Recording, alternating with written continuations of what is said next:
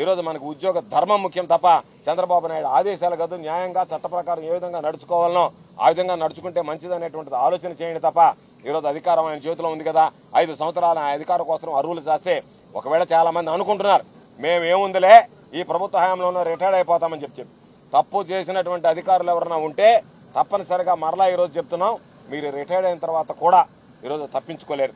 కాబట్టి అధికారం ఎవరికి శాశ్వతం కాదు. ప్రజలు ఎవరికి తీర్పునిస్తే వాళ్ళ పీట మీద కూర్చుంటారు.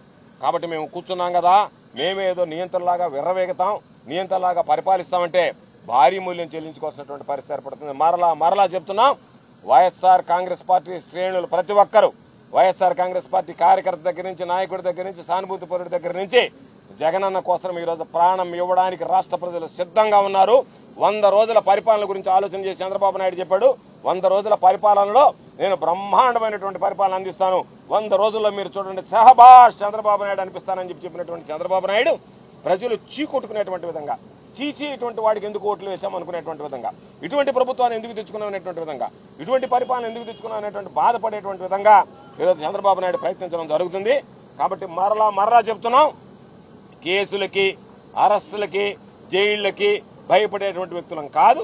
నీ మీద నువ్వు చేసినటువంటి తప్పిదాలను ఎప్పటికప్పుడు ఎండగడతాం. నువ్వు ఏ విధంగా ప్రవర్తించినా సరే అధికారం నీ చేతిలో ఉంది కదా అని ఎవరి మీద కేసులు పెట్టడానికి ప్రయత్నించినా, ఎవరి మీద కక్ష సాధింపులకు పెట్టుకున్నా సరే ధైర్యంగా ఎదుర్కొనేటువంటి మనోధైర్యం మా నాయకుడు మాకు ప్రసాదించాడు.